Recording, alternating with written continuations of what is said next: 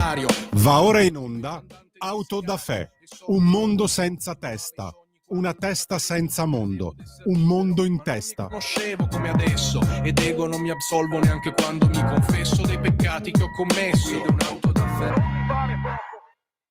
Buongiorno a tutti coloro che sono all'ascolto, ben trovati ad un'altra puntata della nostra rubrica Auto da Fè. Oggi il titolo è quanto mai appropriato perché parliamo di una questione che ha a che fare con quello che abbiamo definito l'abuso inquisitorio e dall'altra parte un altro tema di grande rilevanza, l'utilizzo dell'accusa di violenza o molestia sessuale come arma. Tutto questo verrà fuori da una vicenda specifica, concreta, che è accaduta sul finire dell'anno scorso, insomma, a Bologna, che è stata trattata dall'avvocato Paolo Sevesi, che ha assistito alla persona di cui parleremo e che è in collegamento con noi e che ringrazio. Buongiorno all'avvocato Paolo Sevesi. Grazie per essere con noi. Allora, mi sono permesso di tracciare un link tra l'abuso inquisitorio e il titolo della nostra trasmissione, l'Auto da Fè, che qualcosa ha a che fare con l'inquisizione. Siamo in tutt'altro genere di inquisizione, non è quella religiosa o parareligiosa, però la vicenda della quale parliamo prende le mosse, dicevo, da una vicenda concreta. Se lei mi permette, avvocato Sevesi, io partirei proprio dal verbale di arresto di questo cittadino che poi è diventato il suo assistito. Un cittadino milanese, all'epoca dei fatti 27enne, domiciliato a Bologna perché lì aveva casa e devo usare purtroppo il passato, poi capiremo anche il perché, aveva casa e aveva un lavoro, faceva l'assistente di volo all'aeroporto Marconi, giusto appunto di Bologna. Cosa succede? Succede che mi riferisco qui al verbale di arresto perché poi ci sarà una sorpresa non da poco al termine della lettura di questo verbale, poi ce la racconta lei quello che è seguito a quello che viene qui raccontato. Allora, questo 27enne milanese passa una notte, come credo si possa fare in tanti luoghi d'Italia, magari alza un po' il gomito, esce a cena, torna verso le 2, le 3 di notte verso casa, a piedi naturalmente, e a un certo punto succede qualcosa per cui viene arrestato dai carabinieri, vedremo poi quanti firmeranno il verbale, che accertano la consumazione e l'accertamento e la denuncia appunto di un reato, di due reati anzi, particolarmente gravi. Il primo, quello di violenza sessuale, per cui il verbale viene trasmesso dai carabinieri alla Procura della Repubblica di Bologna in codice rosso, come si dice, no? Cioè con atti urgenti da convalidare, perché trattasi di reato che viene punito con particolare celerità e anche severità, ai danni di una cittadina cinese che è la denunciante in questo caso, no? Oltre che viene arrestato questo ragazzo, questo 27enne, per resistenza a pubblico ufficiale, una resistenza particolarmente violenta ai carabinieri che sono accorsi sul posto. Cos'era successo sostanzialmente? Secondo quello che recita il verbale, i carabinieri che poi firmeranno il verbale sono alla fine ben 6, no? Se non sbaglio, avvocato Sevesi. Sì, I primi due che accorrono, 8 intervenuti. ecco, e poi Diciamo gli altri che intervengono sì. 4 equipaggi, 6 sono i firmatari del verbale. E 6 sono i firmatari di questo verbale, che in sostanza recita così, o perlomeno ricostruisce i fatti così. I primi militari che arrivano sul posto, in una via di Bologna, notano questo soggetto a terra, un soggetto di origini orientali a terra, sopraffatto da un altro uomo, steso col corpo sopra il suo e che lo colpiva con violenza con pugni al volto. I carabinieri cercano di porre fine all'aggressione, afferrano il soggetto violento, lo sollevano di peso per allontanarlo da quello a terra, ma l'uomo appunto ha una reazione molto violenta con i militari. Anzi, il verbale parla di una vera e propria aggressione nei confronti dei carabinieri che sono colpiti più volte con calci e pugni dall'uomo, bloccato e messo in sicurezza poi con le manette, soltanto con estrema difficoltà. L'uomo viene poi caricato sull'auto di servizio dei carabinieri. Nella circostanza, dallo stabile lì vicino, dove l'uomo è stato fermato, escono 2 donne in lacrime, sono 2 donne cinesi che si avvicinano ai carabinieri per chiedere aiuto. In particolare, una di queste donne dichiara di aver subito violenza sessuale, che è stata messa in atto dal soggetto fermato dai carabinieri, e la donna riferisce di essere stata palpeggiata nelle parti intime in più occasioni, di essere stata inseguita e trattenuta contro la sua volontà dal soggetto italiano poi fermato, poi ammanettato. La donna è in stato di agitazione, così come la sua amica, ha tumefazioni. Il ragazzo cinese che era in lite con quello italiano ha tumefazioni al volto, viene richiesto l'intervento del personale sanitario del 118 e una delle donne poi viene trasportato al pronto soccorso del Policlinico Sant'Orsola. E che cosa racconta questa signora? Racconta che verso le 3:30 di quella notte del 29-30 settembre si trovava in compagnia di un'amica a bordo della sua autovettura, guidata dall'amica perché lei non conosceva le strade della città, viveva fuori Bologna, di ritorno da una cena alla quale erano presenti i rispettivi fidanzati o mariti, che seguivano a breve distanza con un'altra autovettura. Giungono presso casa, nella via dove transitava anche l'italiano. Questa donna scende dall'autovettura per aiutare a far manovra di parcheggio all'amica. Nella circostanza giunge a piedi questo ragazzo che, racconta questa donna, dopo avermi salutata, facendomi dei complimenti, mi appoggiava le mani sulle spalle, palpeggiandomi per circa mezzo minuto, con l'intento di spingermi verso il muro per tenermi bloccata, strusciando il suo corpo sopra il mio.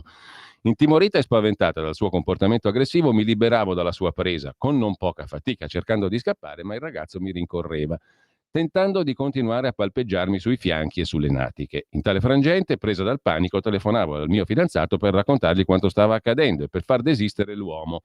Ma purtroppo la mia telefonata di aiuto non ha sortito effetto. L'uomo continuava ad avvicinarmi dicendomi frasi come «Vieni qui, fatti toccare, ti voglio toccare solo lì». Nel frattempo la mia amica, che aveva assistito ai fatti, era scesa dall'autovettura, si dirigeva velocemente verso casa sua, che era lì vicino, in quella via, e dopo aver aperto il portone del palazzo mi chiamava invitandomi a raggiungerla per entrare all'interno dello stabile e mettermi in sicurezza. Di corsa raggiungevo la mia amica. Ancora una volta l'uomo mi inseguiva fino al portone del palazzo, sempre cercando di toccarmi da dietro dove riusciva, ma soprattutto sulle natiche. Subito dopo essere entrata all'interno dello stabile, tentavo di chiudere il portone del palazzo per lasciar fuori il ragazzo, ma con molta forza quello me lo impediva, spingendo la porta verso l'interno per entrare e continuare a toccarmi. Quindi questo qui, diciamo, secondo quello che il verbale racconta, è proprio uno che aveva voglia, intenzione, l'ha toccata e aveva intenzione di fare qualcosa di più, perché la insegue e continua a toccarla, no? In tale frangente giungono sul posto il mio fidanzato e quello della mia amica, che prendevano le nostre difese, ma venivano aggrediti dall'uomo in questione, il quale si scagliava contro il soggetto cinese, che poi verrà trovato dai carabinieri steso per terra con l'italiano di sopra, colpendolo con calci alle gambe e pugni sul volto. Grazie all'intervento dei fidanzati, io e la mia amica riuscivamo a chiudere il portone del palazzo e a metterci in salvo. Giungevate poi voi carabinieri, che con fatica fermavate l'uomo che mi ha molestato sessualmente mentre stava continuando a picchiare il ragazzo cinese. Posso dire di aver visto che il citato uomo è stato molto violento anche con voi carabinieri, perché ha colpito con svariati calci i primi due carabinieri arrivati sul posto. Posso descrivere l'uomo di cui ho parlato, eccetera, eccetera. Quindi i fatti sono questi. Segue, diciamo così, la firma dei verbalizzanti, che sono in tutto 6 carabinieri. Tanti, non sono pochi, diciamo. Quindi uno davanti a un racconto del genere dice, beh, ci sta l'accusa di violenza sessuale, il codice rosso, accusa di violenza sessuale consumata, accertata e denunciata, scrivono i carabinieri, no? E ci sta anche evidentemente il reato di resistenza a pubblico ufficiale. Questo recita, ripeto, un verbale, che è un documento ufficiale firmato da 6 carabinieri. Cosa succede dopo? Ce lo racconta lei, avvocato Sevesi, perché sennò io la faccio troppo lunga, mentre lei la fa più sintetica. Volentieri. E arriviamo al dunque, e capiremo anche non solo cosa significa abuso inquisitorio e utilizzo del codice rosso, quindi dell'accusa di molestia sessuale o violenza sessuale come arma, ma capiremo anche quanto è importante avere un avvocato che faccia indagini difensive quando può farle, no? E lei in questo caso le ha fatte, giungendo a rovesciare questa storia e a smentire completamente questo verbale. Questo è il fatto clamoroso, però lascio a lei di raccontare come sono andate le cose da questo verbale in avanti, fino a che entra in scena lei. D'accordo. Rinnovo intanto i saluti agli ascoltatori.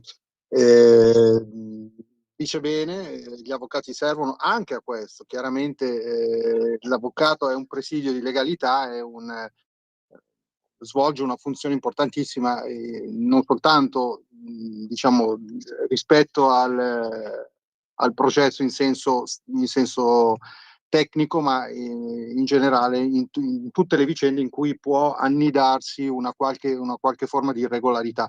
In questo caso parliamo di una gravissima irregolarità, perché parliamo di abuso, come giustamente dice lei. È diciamo uno di quei casi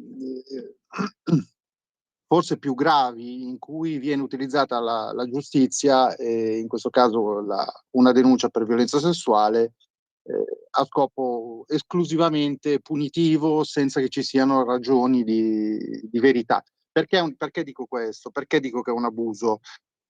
Dico che è un abuso perché i fatti che i carabinieri raccontano e che la donna, diciamo asseritamente Ha denunciato. molestata sessualmente, conferma, Sì. sono fatti non, come avviene spesso, diciamo magari ingigantiti, un po' coloriti o un po' enfatizzati o un po'... sono totalmente falsi. Cioè, le Cioè indagini questo che io ho appena difensive che letto, avvocato Sevesi, è un verbale falso.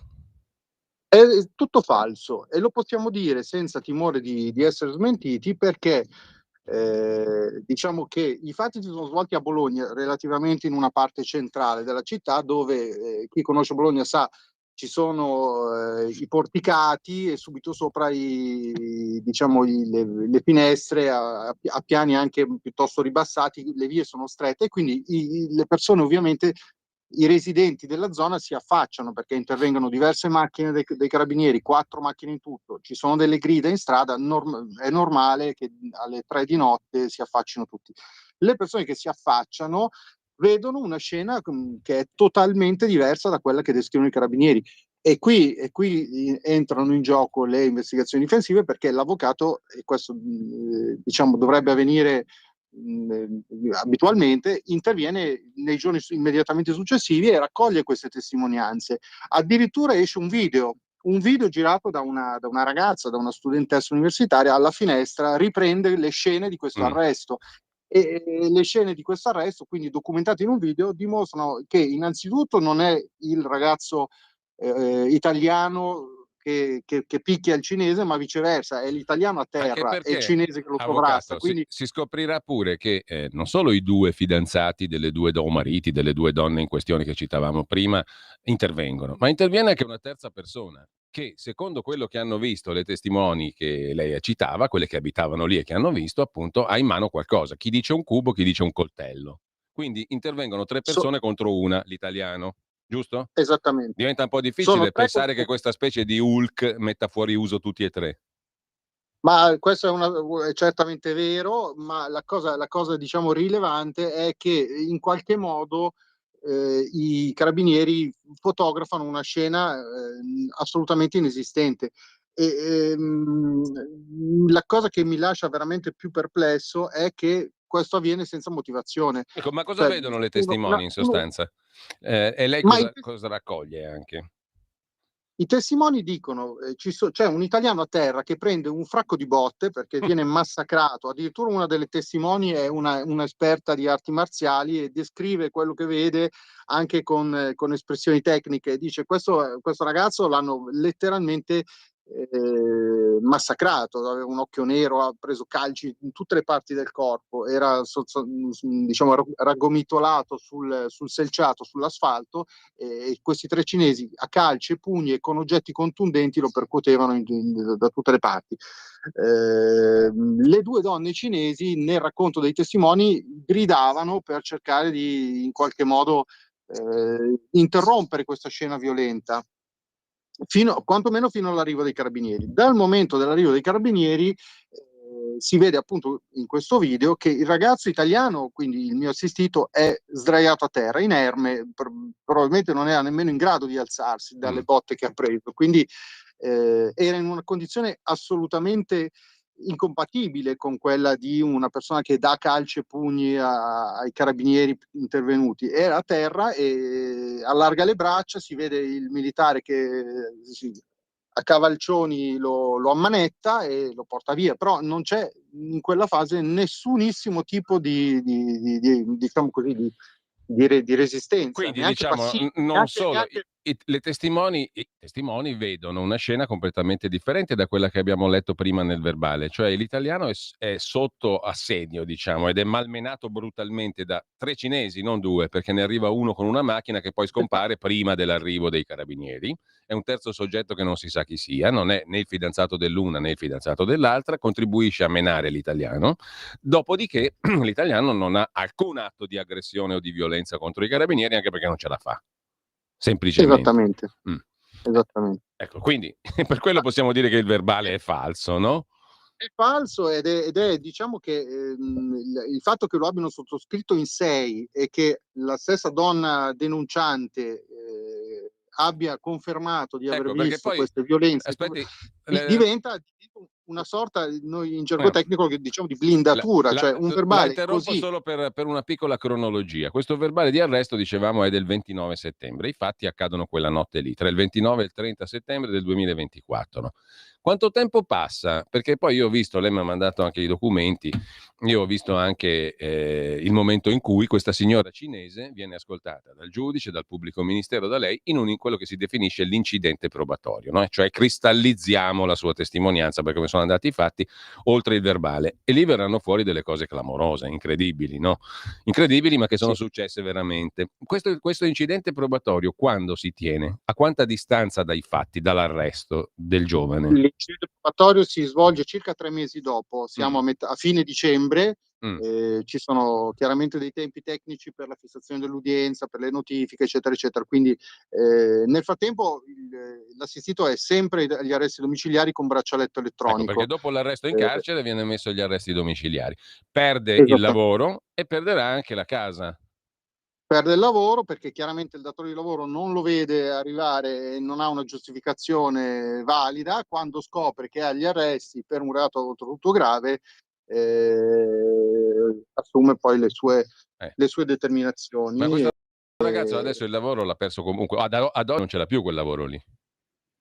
Ad oggi no, non ce l'ha più. Ecco, questo è un effetto Però collaterale. capite la difficoltà di un ragazzo che si trova arrestato con un'accusa grave di dover rendere conto al proprio datore di lavoro. Chiaramente Roberto questo non Sì, ha potuto sì, dare sì. una Si chiama Roberto questo ragazzo, dare sì, una dimostrazione della sua innocenza.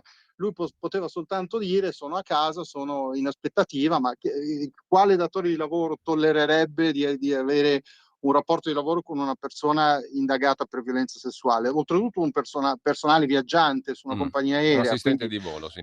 Ecco, avvocato, lei riesce a raccogliere queste testimonianze, riesce, sì, diciamo, a stabilire un incidente probatorio, diciamo, a far sì che avvenga questo incidente probatorio, perché in base a quelle testimonianze lei dice: ma qua le cose sono andate completamente in maniera diversa. Ma quello che sono andato in succede, maniera ma quello completamente che diversa. succede dopo è che la stessa signora denunciante, perché in questo verbale che abbiamo letto, la signora cinese dice quelle cose che noi abbiamo letto, cioè che è stata aggredita sessualmente e ripetutamente, perché questo l'ha inseguita fin dentro il portone, tutto il resto, quello che abbiamo detto prima. Sì, è una condotta precisa, cioè la descrizione di questa Dettagliata. molestia, che poi è una violenza, perché si parla appunto di uno strusciamento, di toccamento nelle parti intime, accompagnato da frasi in senso Sì. inequivoco. E poi Questo questo le comportamento corre dietro fino a dentro al portone. Insomma, non è uno che non desiste, voleva violentarla o fare qualcos'altro di peggio o del simile, no? C'è poco da è fare. una Questa dice. pagina di descrizione, è Mm. un testo lungo, è un testo articolato, è un testo che non lascia spazio a equivoci. Però poi cosa si scoprirà, avvocato? La faccio breve, poi le commenti lei, ma si scoprirà che questa signora, la sua denuncia in realtà era una roba che lei stava leggendo, perché leggeva senza capire, visto che aveva una scarsissima Esattamente. conoscenza della lingua italiana, non c'era l'interprete, per cui lei non sapeva neanche cosa stava dicendo. Quindi lei Esatto. leggeva quel verbale che abbiamo letto noi, leggeva delle accuse di cui non capiva neanche il contenuto e le ha firmate e sono diventate le accuse che questa signora faceva, sono diventate il verbale d'arresto. Ma lei non aveva l'interprete, non capiva nulla e soprattutto verrà fuori nell'incidente probatorio che tutto quello che c'è scritto lì non è avvenuto, perché questo le ha semplicemente, il ragazzo le ha semplicemente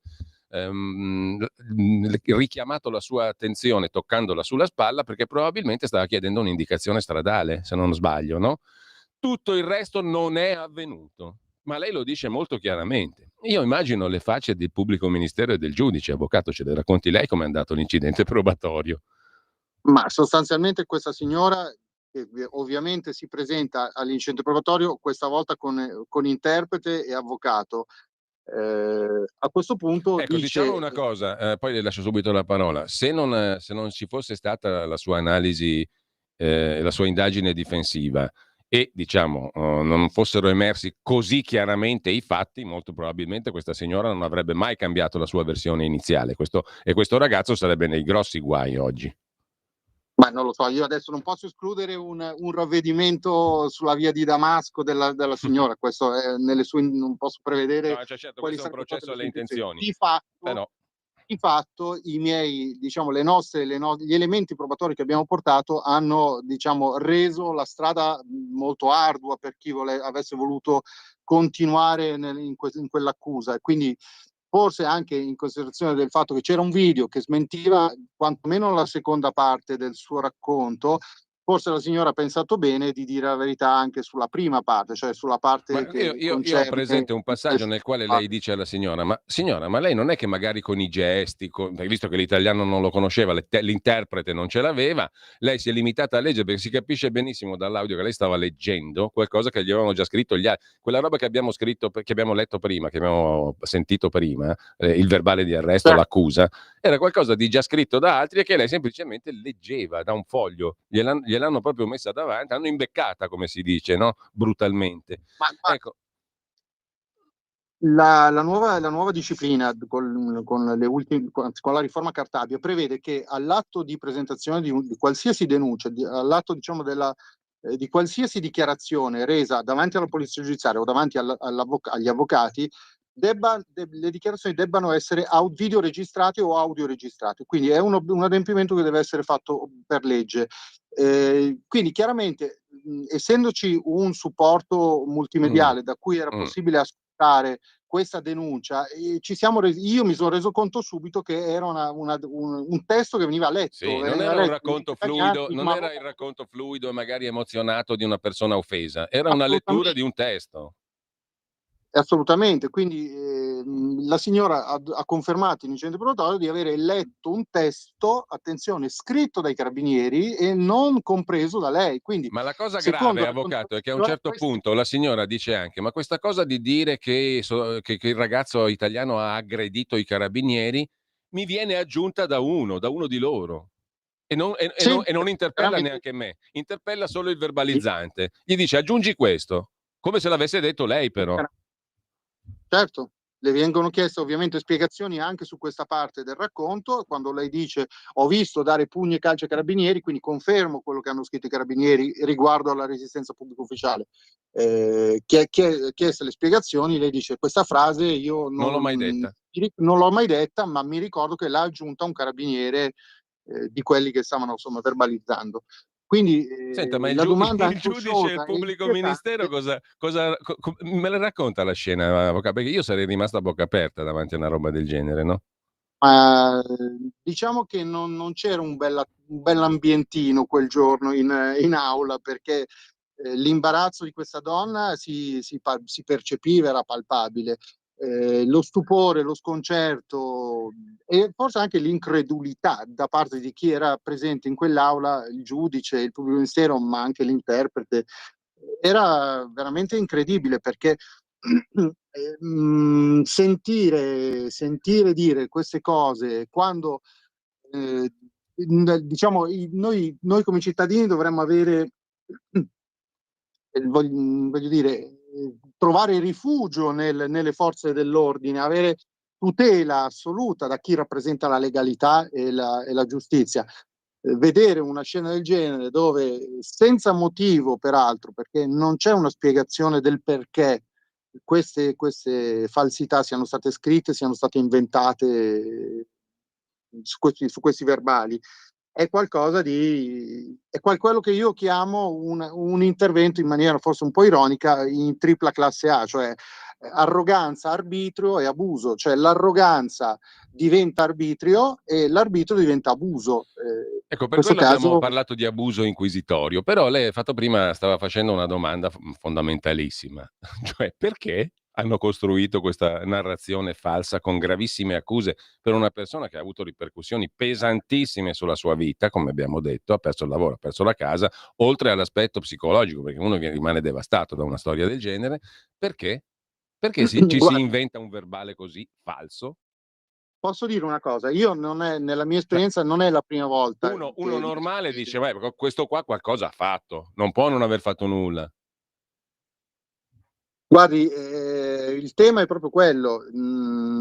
È capitato che sia accaduto ad un ragazzo bene o male istruito, con anche possibilità e capacità di difendersi, ma questo non sempre è così, perché normalmente quando si verificano episodi, e purtroppo si è verificato altre volte in passato, fatti di questo genere, chi ne fa le spese sono sostanzialmente soggetti in qualche modo relegati Marginali. marginali, Mm. tossicodipendenti, disgraziati, persone che non si possono difendere perché non hanno i soldi per pagarsi un avvocato, persone che non parlano la lingua italiana.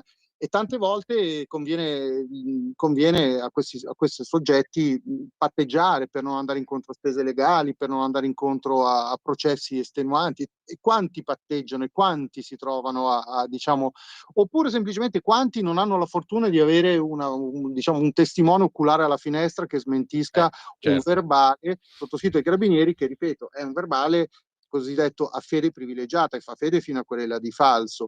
Quindi tanto più in questo caso sottoscritto da così Ecco, tante persone e da un testimone esterno. avvocato, siccome abbiamo pochi minuti, le chiedo l'abuso inquisitorio, se vogliamo definirlo così, quello che insomma è stato illustrato in questo caso specifico, è così frequente? Così come l'utilizzo dell'arma, tra virgolette, dell'accusa di violenza o molestia sessuale, codice rosso, è così frequente nella sua esperienza pratica?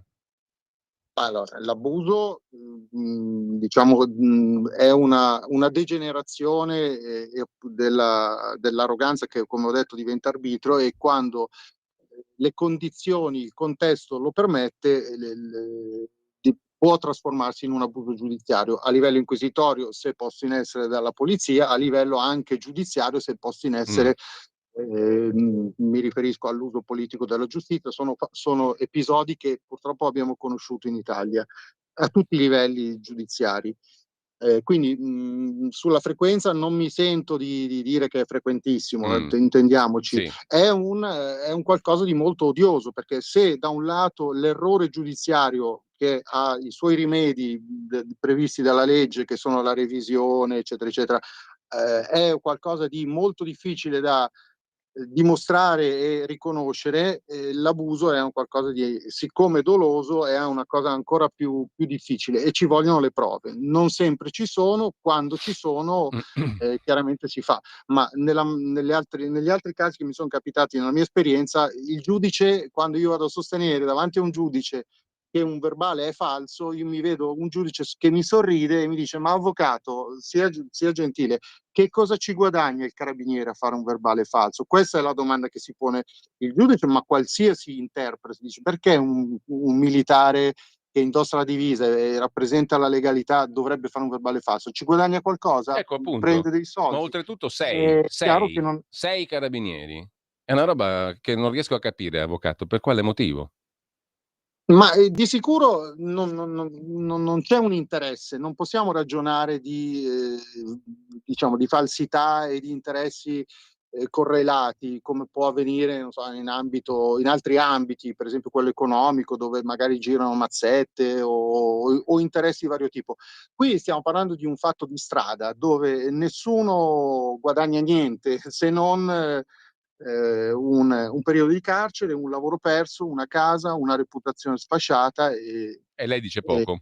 purtroppo il mio assistito E questo. insomma non Ora, è poco, però alla fine di questa storia sono finiti indagati i carabinieri. Quanti e perché? E che cosa si presume che, o meglio, cosa lei presume che possa accadere adesso? Quanti sono i ma carabinieri indagati adesso? sono quattro. su 6 che hanno sottoscritto quel verbale. Cosa presumo che accada? Io sono ottimista e presumo che la giustizia faccia il suo corso e quindi che questi signori abbiano un processo e che vengano giudicati per i fatti che hanno commesso, che sono fatti molto gravi, perché ripeto, lo stesso fatto commesso da un qualsiasi cittadino o anche da un pubblico ufficiale è grave, ma se commesso da quel pubblico ufficiale che ha, diciamo, per il dovere di tutelare i cittadini, allora viene veramente da chiedersi perché non ci possiamo fidare di tutti i carabinieri come dovrebbe essere. Questa è un po' la mia titubanza, la mia preoccupazione. Le faccio l'ultima domanda perché sono già le 11, ma alla fine lei si è dato una spiegazione extragiudiziaria, extra inquisitoria del perché questo sia accaduto? No, non ce l'ha una spiegazione chiara. No, è un po' non difficile capirlo, no? Non ce l'ho, nemmeno voglio azzardarla perché ripeto, le dinamiche possono essere tante. Sarà eventualmente il processo, diciamo, magari a farla emergere a carico dei 4 Può essere che carabinieri. questi signori diano in futuro una loro spiegazione, una versione dei fatti. Sempre che si vada a processo, perché non è detto che poi ci Sempre sia un che si processo, vada, no? Vabbè, assolutamente. Faccio fatica a pensare che fatti così gravi possano essere archiviati, però certo, tutto è possibile. Allora, abbiamo visto tutto ormai in avvocato, questo. io la devo ringraziare perché questo è stato come dire, un focus su dei fatti concreti, senza troppe elucubrazioni, senza diciamo tirare delle somme. Sono dei fatti che abbiamo raccontato, poi chi ci ha seguito farà le sue valutazioni.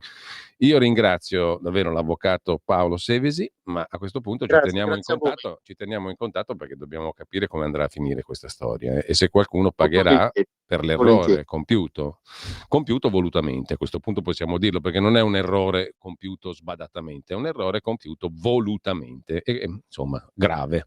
Quindi tutta la solidarietà a questo giovane, a questo ragazzo, Roberto, il suo assistito, ce lo saluti, siamo con lui. Grazie avvocato Paolo Sevesi. Grazie a voi di nuovo, a risentirci. Avete ascoltato Auto da Fè.